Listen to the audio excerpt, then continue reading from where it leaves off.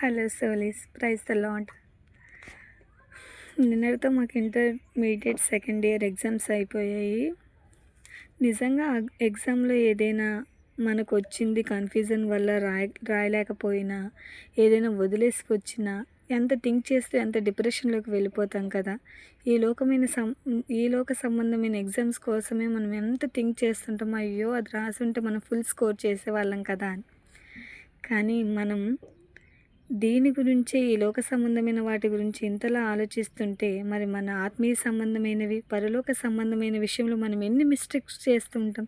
ఒక చిన్న మిస్టేక్ వల్ల మనం పరలోకాన్ని కోల్పోయి నరకానికి వెళ్ళిపోయాము అంటే అది ఎంత బాధాకరం.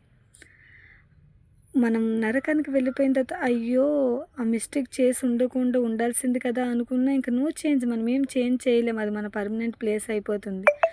ఇప్పుడు మనం రియలైజ్ అయ్యి ఓహో ఇప్పుడు రాయలేదు కదా, ఫ్యూచర్ ఎగ్జామ్స్ రాద్దాం అనుకుంటే ఓకే, అది మనం చేయగలం. కానీ వన్స్ మనం నరకానికి వెళ్ళిపోయాము అంటే దాన్ని ఎవరు చేంజ్ చేయలేరు కదా.